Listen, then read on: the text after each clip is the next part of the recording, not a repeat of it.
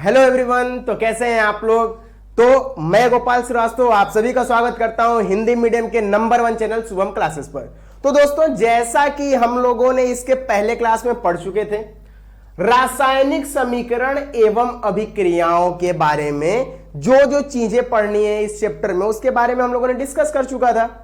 आज हम लोग जो परिवर्तन होते हैं, जहां से हम लोग का मेन चैप्टर स्टार्ट होता है, आज हम लोग केवल और केवल एक चीज के बारे में पढ़ेंगे और वो है दोस्तों भौतिक एवं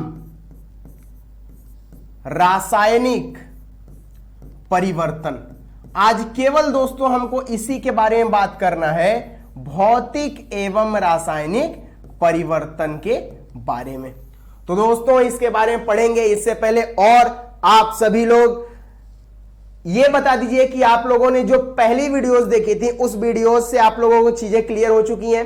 तो बाकी हम लोग आज इसके बारे में डिस्कस करने से पहले आप सभी से पूछना चाहता हूं, आप लोग भौतिक और रासायनिक परिवर्तनों के बारे में क्लास 9th में पढ़ चुके होंगे। 9वीं कक्षा में आप लोगों ने इसके बारे में पढ़ा होगा।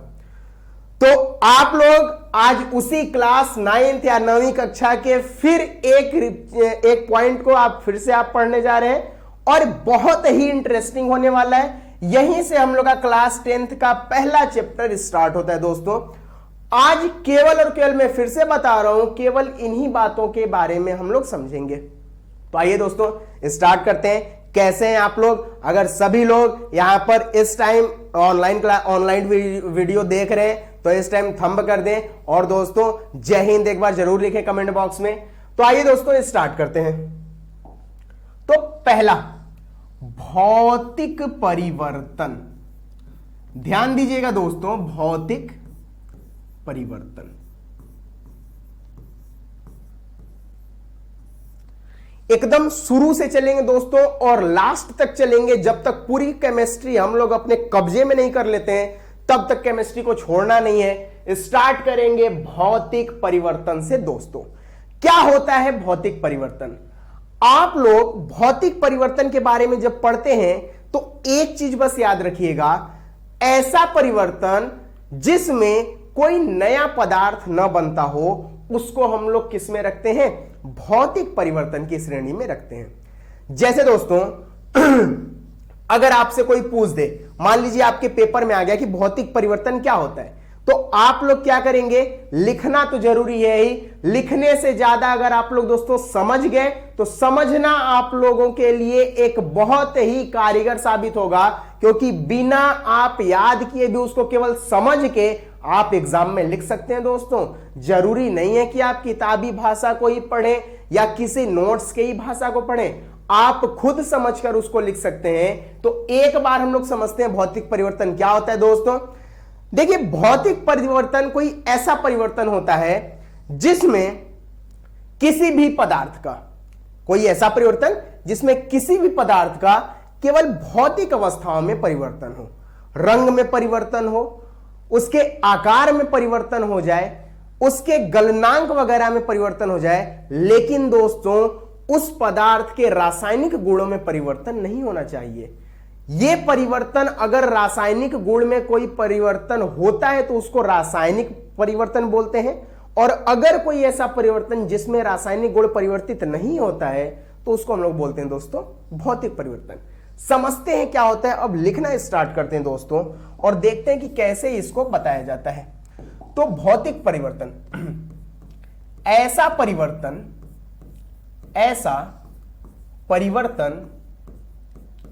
जिसमें पदार्थ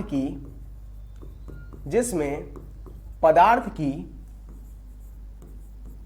केवल भौतिक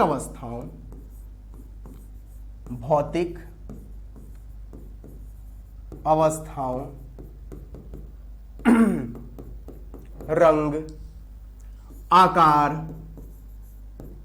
आकार, इनके गलनांक वगैरह इत्यादि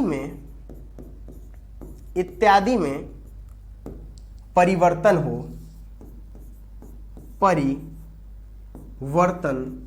हो परंतु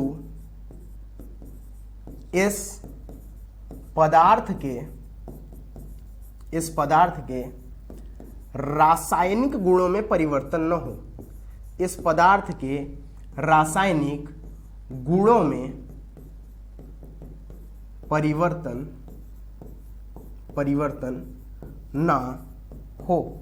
इसको हम लोग क्या बोलते हैं? भौतिक परिवर्तन। दोस्तों, किसी भी चीज को पढ़ने से पहले एक चीज ध्यान रखिएगा कि अगर किसी चीज को आप लोग काफी ज्यादा टेंशन के साथ पढ़ते हैं तो वो चीजें 50% पहले ही कम हो जाती हैं, आपको याद होने से नहीं रहेंगी। ध्यान दीजिएगा, बिना टेंशन के केमिस्ट्री को मैं फिर से बोल रहा हूं कि शुरू से पढ़ेंगे और अंत तक पढ़ेंगे जब तक पूरे केमिस्ट्री को हम लोग पकड़ नहीं लेते हैं। भौतिक परिवर्तन कोई ऐसा परिवर्तन होता है दोस्तों जिसमें पदार्थ की केवल भौतिक अवस्थाओं, रंग, आकार, गलनांक इत्यादि में परिवर्तन हो, परंतु इस पदार्थ के रासायनिक गुण में कोई परिवर्तन न हो। उस प्रकार के परिवर्तन को दोस्तों क्या बोला जाता है? भौतिक परिवर्तन बोलते हैं हम। भौतिक परिवर्तन फिर से याद रखिएगा। और अब हम लोग समझते हैं कि भौतिक परिवर्तन, इसको बोल तो दिए, कैसे समझेंगे? हम लोग के दिन प्रतिदिन में होने वाले कौन से परिवर्तन भौतिक हैं और कौन से रासायनिक हैं। अभी दोस्तों जब एग्जाम्पल बताया जाएगा तो आपको समझ में आ जाएगा कि हाँ, ये चीजें तो भौतिक परिवर्तन होती हैं और ये चीजें रासायनिक। अभी आपको भले दोनों चीजें अलग लगती हों, भले दोनों चीजें न समझ में आती हों, लेकिन जब बताया जाएगा तो दोनों चीजों को आप लोग आसानी से पहचान सकते हैं। अब इसका अगर एग्जाम्पल का बात करें दोस्तों तो एग्जाम्पल देखिएगा। एग्जाम्पल पहला, अगर हम लोग बोल दें कागज फाड़ना, कागज को फाड़ना। कागज को दोस्तों अगर हमने फाड़ दिया तो फाड़ने पर क्या हुआ? इसका जो आकार था, इसका जो पूरा शेप था, उस शेप को हमने क्या किया? बस दो टुकड़ों में बांट दिया दोस्तों। अगर मैं चाहूं तो फिर से इस कागज को जोड़कर हम उस कागज के तरीके बना सकते हैं। मतलब दोस्तों जो कागज को फाड़ना हुआ वो कौन सा परिवर्तन है दोस्तों?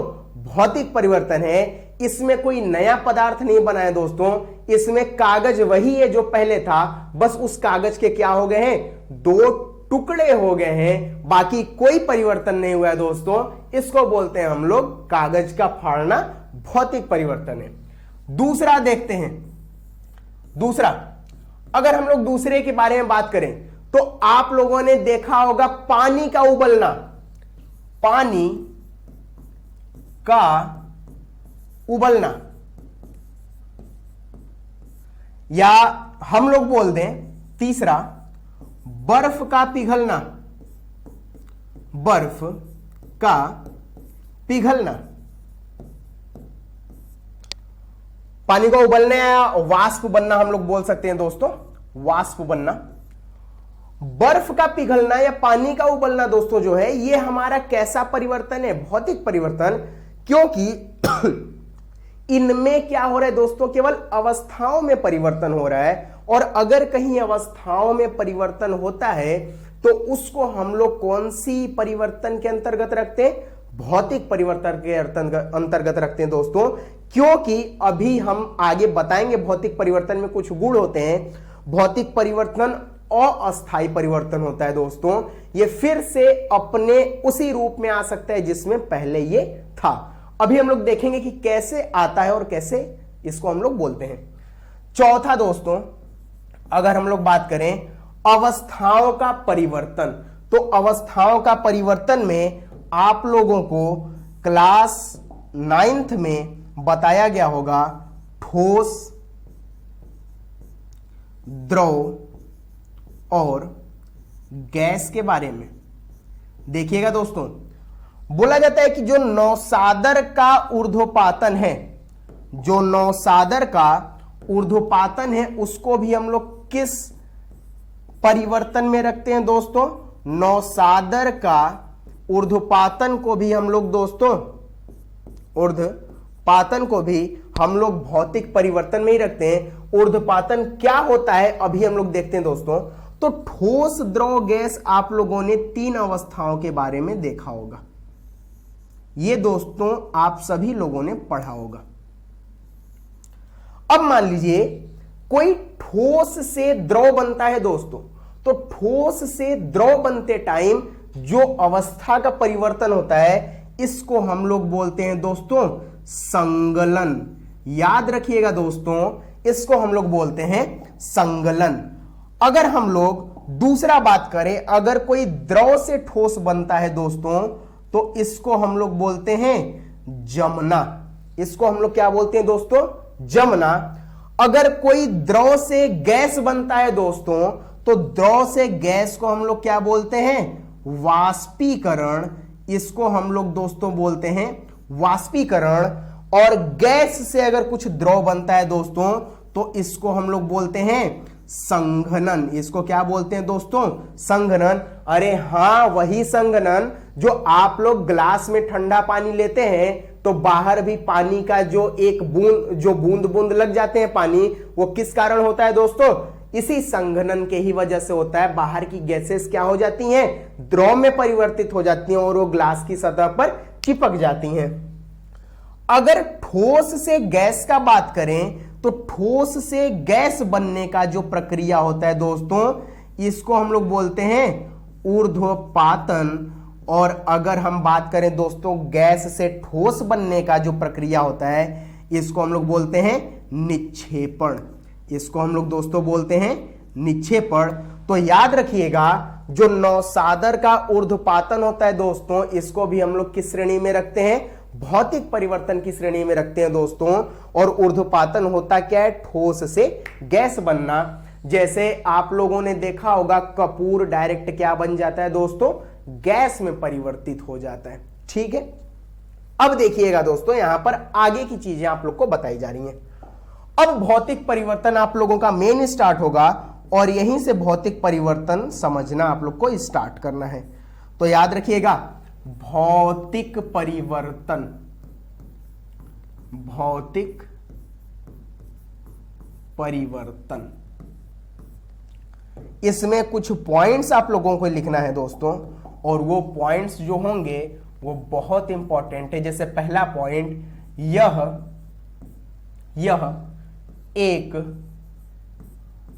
अस्थायी परिवर्तन होता है। यह एक अस्थायी परिवर्तन होता है। दूसरा दोस्तों, इसमें किसी नए पदार्थ का निर्माण नहीं होता है। तीसरा दोस्तों, परिवर्तन का कारण हटाने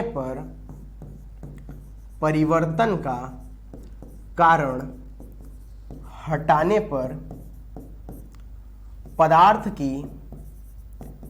पदार्थ की प्रारंभिक अवस्था प्राप्त की जा सकती है।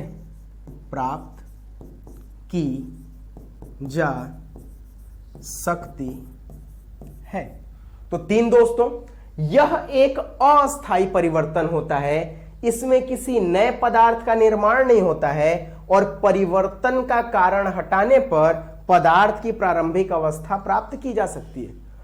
अब से आप लोग का दोस्तों भौतिक परिवर्तन स्टार्ट हो रहा है और अब समझ में आएगा क्या होता है। यह एक अस्थायी परिवर्तन होता है, मतलब यह कुछ समय के लिए रहता है, हमेशा के लिए नहीं रहता है। जैसे आप लोगों का हो गया पढ़ाई करना, पेपर के टाइम आप लोग क्या करेंगे? पेपर के टाइम आप लोग पढ़ाई करना स्टार्ट करेंगे। क्यों? क्योंकि उस टाइम आप पर क्या रहता है? पेपर का प्रेशर रहता है, मतलब उस टाइम परिवर्तन का कारण रहता है। और वो कारण क्या रहता है? एग्जाम। अगर एग्जाम खत्म हो, परिवर्तन का कारण हट जाए, तो आप लोग का ये परिवर्तन क्या हो जाएगा? अस्थायी था, तुरंत बदल जाएगा। जो भी पढ़ रहे थे वो पढ़ना क्या हो जाएगा दोस्तों? खत्म हो जाएगा। अब बताइए दोस्तों, आपको भौतिक परिवर्तन के बारे में थोड़ी थोड़ी चीजें समझ में आना स्टार्ट हो चुकी हैं या नहीं? तो पहले याद रखिएगा दोस्तों कि अगर कहीं पर भौतिक परिवर्तन हो रहा है तो वो अस्थायी परिवर्तन होता है, इसमें किसी नए पदार्थ का निर्माण नहीं होता है।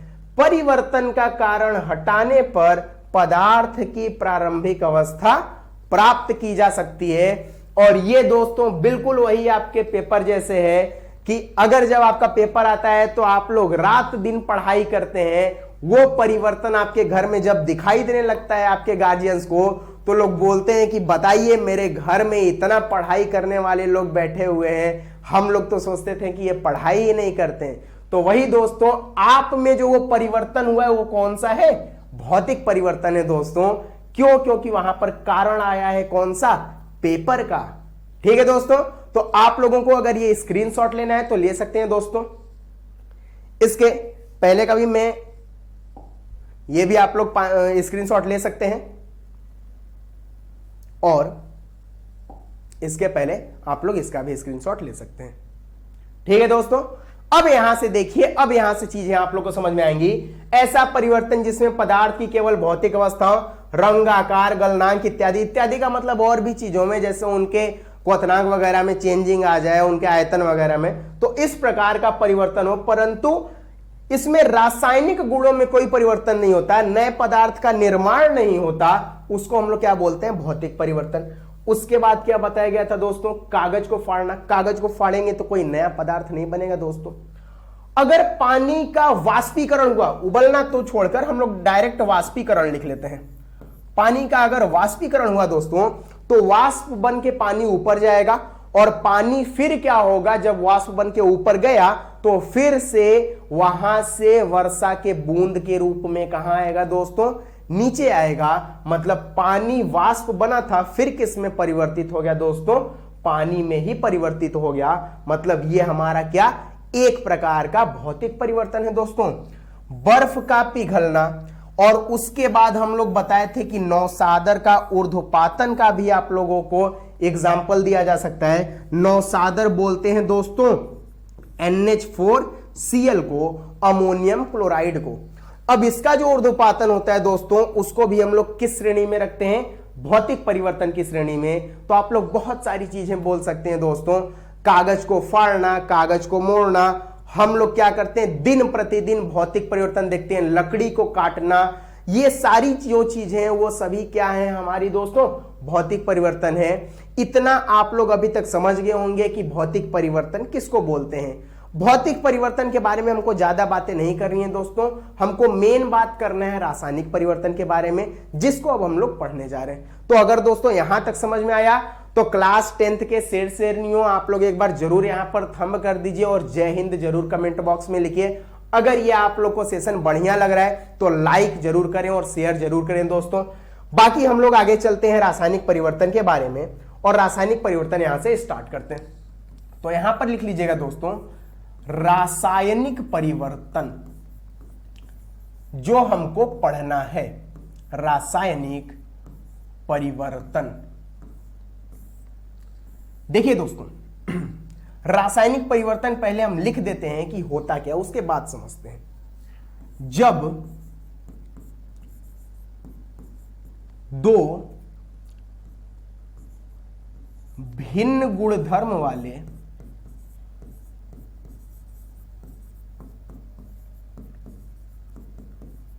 पदार्थ मिलकर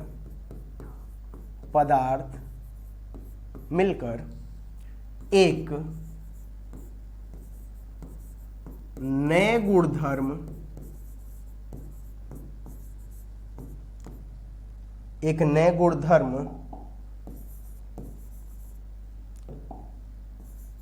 वाले पदार्थ का निर्माण करते हैं तो इस प्रकार के परिवर्तन को रासायनिक परिवर्तन कहते हैं। रासायनिक परिवर्तन कहते हैं। ध्यान दीजिएगा दोस्तों, जब दो भिन्न गुण धर्म वाले पदार्थ, दो या दो से अधिक भी हो सकते हैं, मान लीजिए हमारे पास कोई ए है और वो किसी बी के साथ मिला, ए का गुणधर्म अलग है, बी का गुणधर्म अलग है, जब दोनों मिले तो मिलकर क्या बना दिए, एक नए गुणधर्म का कोई पदार्थ बनाए और इसको हम लोगों ने क्या बोल दिया, सी।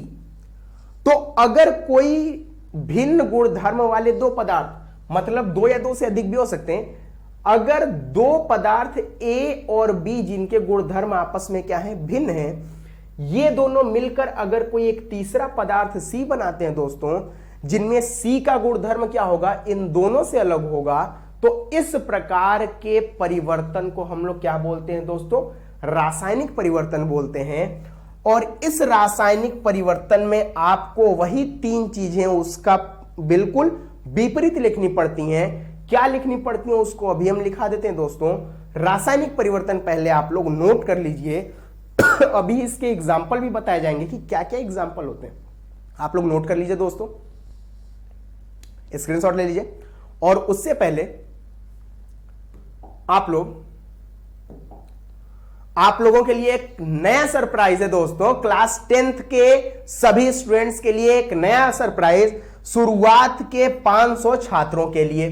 दोस्तों आप लोगों के लिए शुभम क्लासेस लाया है केवल मात्र 999 रुपए में, मात्र 999 रुपए में आपको यहां पर दिया जा रहा है हिंदी मीडियम टॉप 100 बैच और साथ ही साथ शौर्य बैच। 999 रुपए में दोस्तों पूरे विषयों की तैयारी, smart class notes, practice set, महत्वपूर्ण प्रश्न उत्तर, 3 साल के पेपर और मॉडल पेपर हल सहित आपको टॉप 100 बैच और उसके साथ ही साथ दोस्तों शौर्य बैच के साथ भी जोड़ा जा रहा है। यह शुभम क्लासेस के चैनल पर उपलब्ध है दोस्तों। तो आप लोग जितनी जल्दी से जल्दी हो सके इस टॉप 500 स्टूडेंट्स के कैटेगरी में, श्रेणी में आप लोग जल्दी से जल्दी आए और इस बैच को परचेस करें दोस्तों, जो कि आपके आने वाले भविष्य के लिए काफी मददगार साबित होगा दोस्तों। आप लोग देख सकते हैं कि यहां पर कितने स्टूडेंट्स हैं जिन्होंने बहुत यहां पर सफलताएं हासिल की हैं। कुछ स्टूडेंट्स ने अपने जिलों में टॉप भी किया है। आप लोग इनके मार्क्स भी देख सकते हैं दोस्तों कि कितने अच्छे मार्क्स इन लोगों ने पाए हैं। और यहां पर देख सकते हैं 88, 90, इस हिसाब से 93, 90, 82, इस हिसाब से इन लोगों के दोस्तों नंबर हैं। और यहां पर जो इन लोगों का फोटो है, इस बार के बोर्ड पेपर के टाइम दोस्तों आप लोग का फोटो छपेगा, तो आप लोग जरूर इस बैच को परचेस करें और यहां पर आकर दोस्तों क्या करें, आप लोग सारे यहां पर जितने बेनिफिट्स दिए गए हैं उन सभी का आप लोग दोस्तों लाभ उठाएं। और साथ ही साथ अगर आप लोग दोस्तों इस बैच को परचेस कर रहे हैं तो आप लोग क्या कीजिएगा, अगर आप लोग दोस्तों यहां पर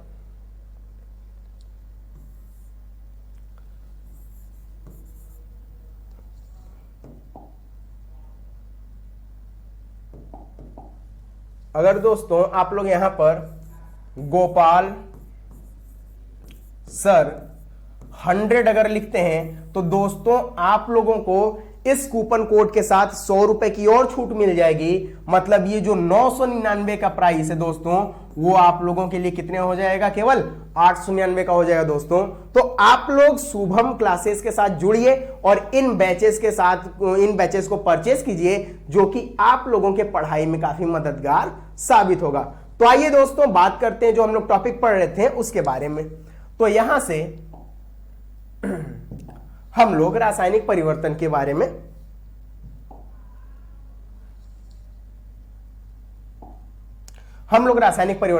बात कर रहे थे। तो रासायनिक परिवर्तन तो दोस्तों समझ में आ गया होगा। अब क्या करेंगे, इस रासायनिक परिवर्तन के कुछ गुणों के बारे में समझेंगे। तो अगर इनके गुण के बारे में समझे दोस्तों, तो पहला, यह अस्थाई परिवर्तन होता है। यह अस्थाई परिवर्तन होता है।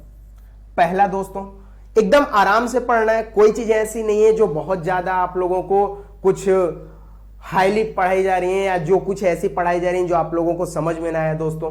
पहला रासायनिक परिवर्तन क्या होता है? अस्थायी परिवर्तन होता है। दूसरा क्या होता है? इस परिवर्तन में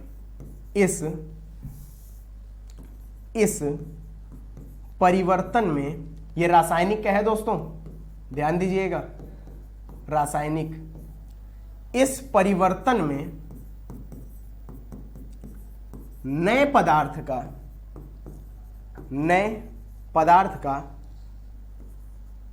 निर्माण होता है।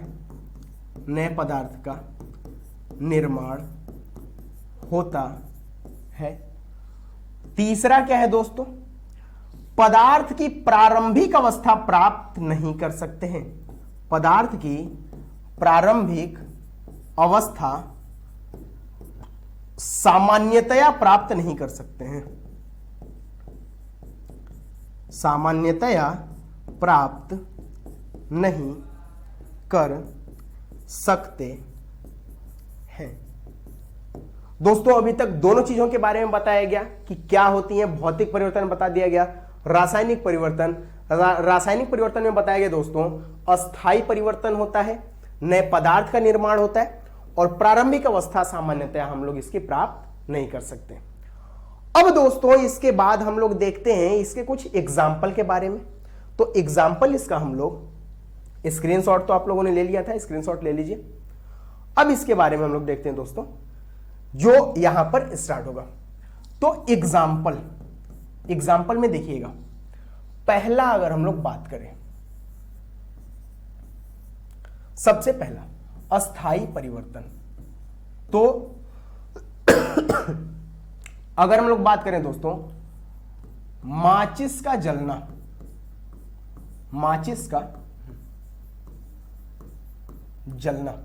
यह कैसा है दोस्तों? यह हम लोग का रासायनिक परिवर्तन होता है, क्योंकि माचिस जला तो वहां केमिकल्स के बीच रिएक्शन हुआ, तब माचिस क्या हुआ? बर्न हो गया, और वहां पर माचिस क्या हुआ दोस्तों? जला। दूसरा एग्जाम्पल अगर हम लोग देखें तो आप लोग देखे होंगे फलों का सड़ना, फलों का या सब्जियों का सड़ना।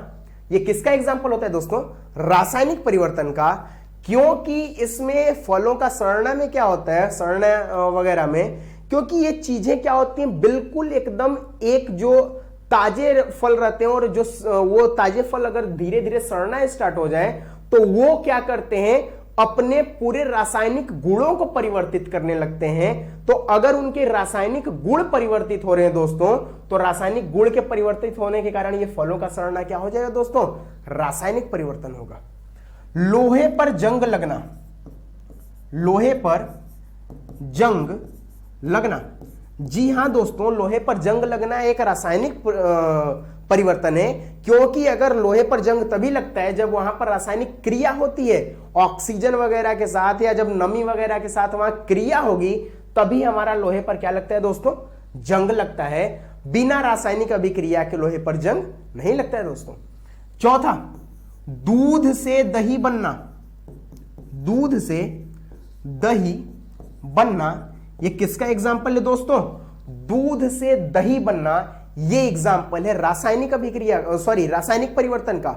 ये रासायनिक परिवर्तन के ही कारण हमारा दूध से दही बनता है। लैक्टोबैसिलस का नाम आप लोगों ने सुना होगा, वहां पर बैक्टीरिया का यूज होता है। बट दूध से दही बनना जो परिवर्तन पूछा जाएगा वो कौन सा है दोस्तों? रासायनिक परिवर्तन। आप लोगों को और यहां पर लिखा देते हैं, पाचन, जो हम लोग के शरीर में भोजन का पाचन होता है, वो दोस्तों किसका एग्जाम्पल है? रासायनिक अभिक्रिया का। क्योंकि बहुत सारी रासायनिक अभिक्रिया आप लोग सुने होंगे, HCl वगैरह हम लोग के बॉडी में जब भोजन जाता है तो बहुत जगहों से होते हुए जाता है। कहीं पर भोजन के कुछ पार्ट्स डाइजेस्ट होते हैं, पचते हैं, फिर नीचे जाकर कुछ और पार्ट्स पचते हैं। हर पूरे भोजन एक ही जगह नहीं पच जाते हैं, अलग अलग हिस्सों में। तो ये जो प्रक्रिया होती है दोस्तों भोजन का पाचन, ये हमारा कैसा होता है? रासायनिक परिवर्तन का कारण होता है। छठा अगर देखें दोस्तों, श्वसन, तो श्वसन हमारा कौन सा परिवर्तन है? श्वसन भी हमारा एक रासायनिक परिवर्तन है। ऑक्सीजन और कार्बन डाइऑक्साइड के साथ जो संबंध यहां पर रहता है वो एक रासायनिक परिवर्तन के ही कारण होता है दोस्तों। तो ये सब जो हमारे हैं, इनके अलावा भी बहुत सारे हैं दोस्तों। तो यहां पर बहुत सारे लिखने का कोई अभी मतलब नहीं है। जैसे जैसे दोस्तों हम लोग आगे पढ़ेंगे चैप्टर में, वैसे वैसे चीजें हम लोग समझते जाएंगे कि हाँ ये भौतिक परिवर्तन, रासायनिक परिवर्तन यहां यहां आते हैं। एक किण्वन वगैरह भी दिया जाता है, अंगूर का किण्वन, उसको ही बोला जाता है कि वो भी क्या है दोस्तों, रासायनिक परिवर्तन में उसको गिना जाता है। ठीक है, तो यहां पर इतनी चीजों के बारे में आप लोग एक बार स्क्रीनशॉट ले लीजिएगा कि ये सारी जो प्रक्रियाएं हैं वो कौन से परिवर्तन में आती हैं। ये हमारी सारी दोस्तों रासायनिक परिवर्तन में आती हैं। ठीक है, यहां तक दोस्तों क्लियर है? अगर क्लियर है तो आप लोग जरूर एक बार कमेंट करके बता दें। यहां तक जो आप लोग का बेसिक था वो अब क्लियर हो चुका है। अब हम लोग देखेंगे दोस्तों जो रासायनिक भौतिक परिवर्तन के बाद का टॉपिक है, उसमें हम लोग के मेन चैप्टर में क्या क्या अब रासायनिक परिवर्तन से चीजें जुड़ती जाती हैं। अब यहीं से चीजें जुड़ना स्टार्ट होंगी दोस्तों। अब उसको हम लोग पढ़ना स्टार्ट करते हैं। ठीक है, एक आप लोग से क्वेश्चन पूछता हूं दोस्तों, मोमबत्ती का जलना, मोमबत्ती का जलना मोमबत्ती का जलना कौन सा परिवर्तन है दोस्तों, रासायनिक या भौतिक? मोमबत्ती का जलना, अभी तक आप लोगों ने इतनी चीजें पढ़ चुकी हैं तो इतना तो आप बता ही लेंगे, मोमबत्ती का जलना रासायनिक या भौतिक?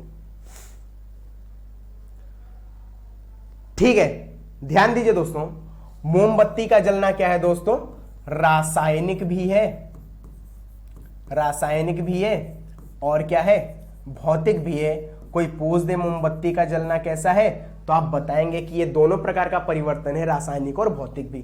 देखिए दोस्तों ये कैसे होता है,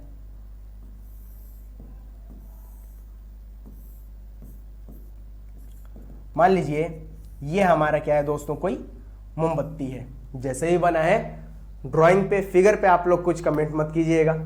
अब क्या होगा, अगर मान लीजिए ये जैसे जैसे जला तो जलकर जो इसका भाग क्या हो गया, ऊपर धुएं के रूप में उड़ गया, ऊपर धुआं के रूप में उड़ गया, वो तो पार्ट हमारा गैस के रूप में चला गया। लेकिन जो इस मोमबत्ती का पार्ट पिघला हुआ है, जो यहां पर पिघल के यहां नीचे क्या हुआ है दोस्तों, जमा हुआ है, तो जो धुआं के रूप में उड़ा वो हमारा कैसा हो गया दोस्तों, रासायनिक परिवर्तन में गिना जाएगा। और जो मोमबत्ती का पार्ट नीचे क्या हो गया दोस्तों, यहां पर गिरा, वो हमारा किसमें गिना जाएगा, भौतिक परिवर्तन में। क्योंकि फिर से दोस्तों हम क्या कर सकते हैं, इस मोमबत्ती के बचे हुए भाग से हम इस मोमबत्ती को बना सकते हैं। मतलब ये हम लोग अस्थायी परिवर्तन देख रहे हैं, ताकि इसको हम लोग फिर से बना सकते हैं दोस्तों। तो ये कौन सा परिवर्तन, भौतिक, जो गिरा हुआ पार्ट है उसे फिर से मोमबत्ती बना सकते हैं दोस्तों, तो वो भौतिक हो जाएगा, वो अस्थायी परिवर्तन होगा। लेकिन जो पूरा जल के धुआं बन चुका है दोस्तों, वो अस्थायी है, उसको हम लोग फिर से वापस नहीं ले सकते हैं, तो वो कौन सा हो गया दोस्तों, रासायनिक परिवर्तन।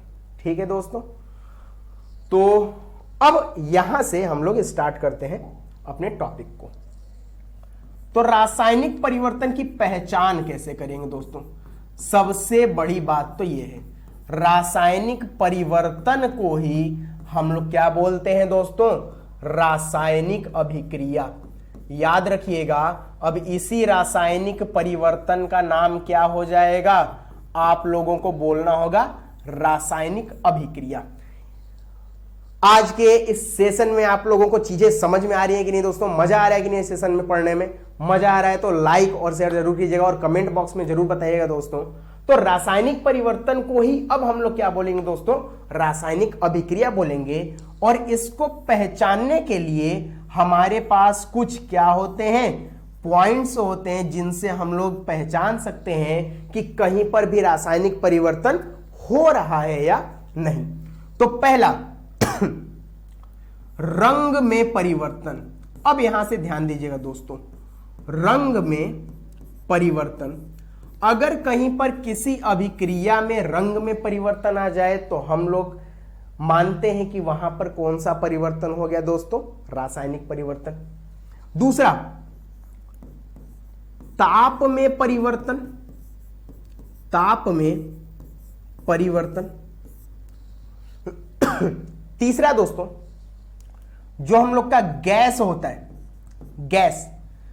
गैस का हम लोग उत्सर्जन या जैसे गैस का निकलना बोल सकते हैं कि कोई अगर जैसे H2 ही है, H2 हमारी क्या है, गैस है, ये गैस के रूप में क्या हो गई, उत्सर्जित हो गई, इसका निष्कासन हो गया, तो गैस का निकलना भी हम लोग बोल सकते हैं।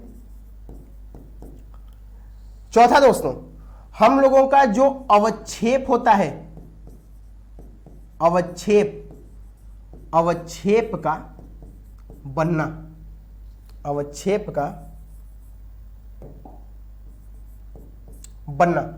अवक्षेप क्या होता है, कोई ठोस पदार्थ, ध्यान रखिएगा अवक्षेप जो होता है वो कैसे होता है, ठोस के रूप में होता है।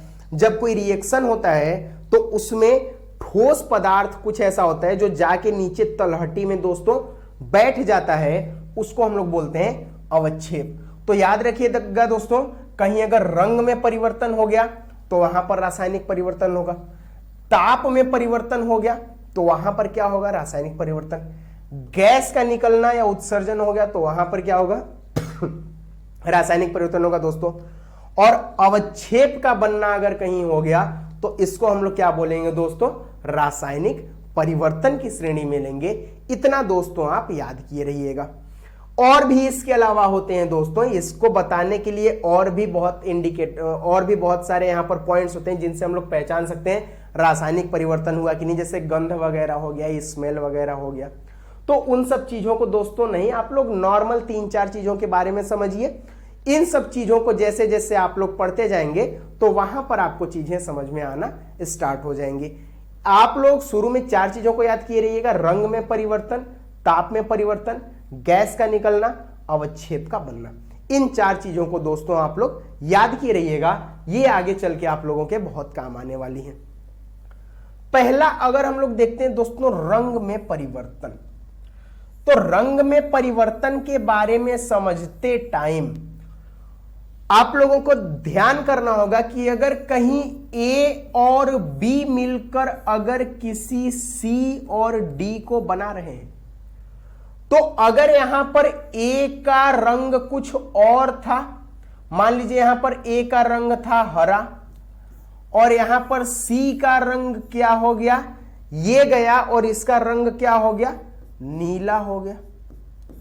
अगर कहीं पर दोस्तों A और B रिएक्शन किया, उसमें शुरू में रंग अगर हरा था और बाद में रंग कैसा हो गया दोस्तों, नीला हो गया, तो ये रंग में क्या होगा दोस्तों, परिवर्तन होगा।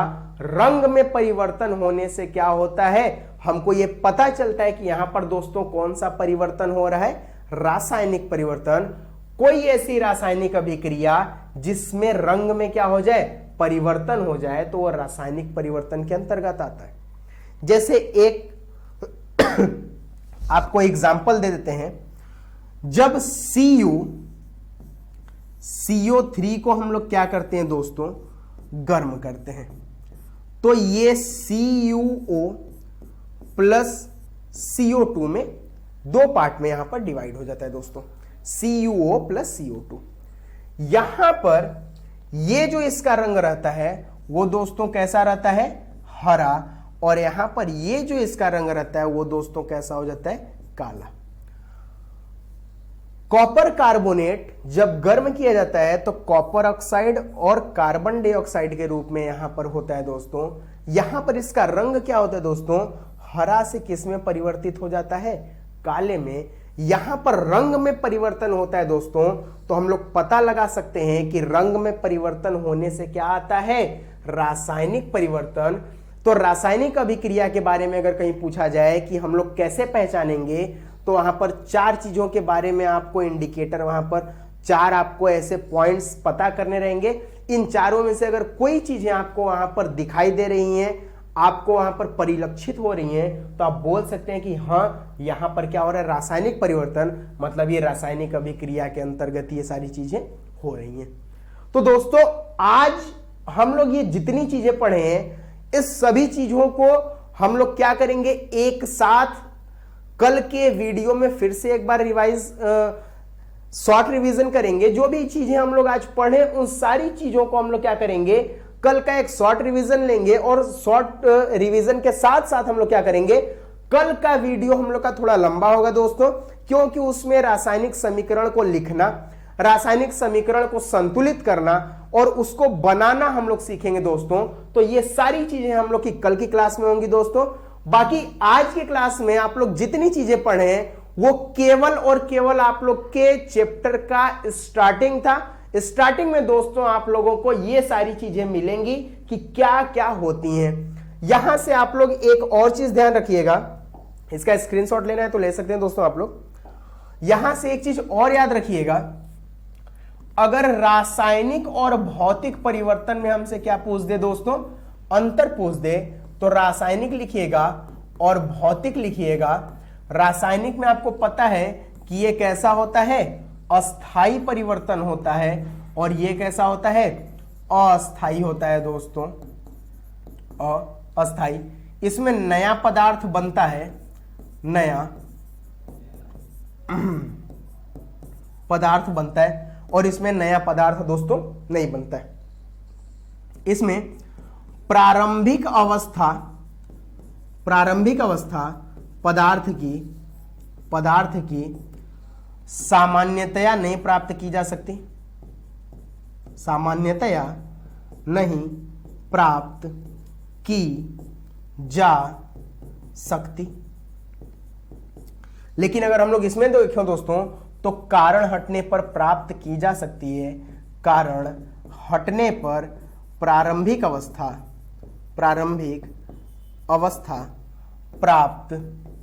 प्राप्त की जा सकती है। तो दोस्तों आज का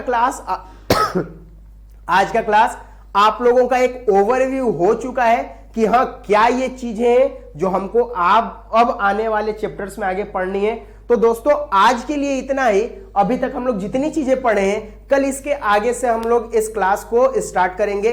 कल की क्लास हम लोग की थोड़ी लंबी होगी दोस्तों, और उस क्लास में हम लोग 2-3 टॉपिक्स को कवर करेंगे और बहुत तरीके के हम लोग रासायनिक अभिक्रियाओं को देखेंगे। रासायनिक अभिक्रियाओं को कैसे लिखते हैं, रासायनिक समीकरण को संतुलित कैसे करते हैं, सारी चीजों को समझेंगे दोस्तों। बाकी आज की क्लासेस आप लोगों को अगर इसमें कोई भी डाउट रहे तो आप लोग उसको कमेंट सेक्शन में कमेंट करके बता दीजिए, आपके डाउट्स को वहां पर बता दिया जाएगा दोस्तों। या जो वीडियोस आप लोग के आएंगे नेक्स्ट वीडियो, उन वीडियोस में आप लोग के डाउट्स को क्लियर कर दिया जाएगा दोस्तों। ओके दोस्तों, तो आप लोग पढ़ते रहिए, बाकी मिलते हैं कल एक नए वीडियो के साथ। तब तक के लिए जय हिंद दोस्तों।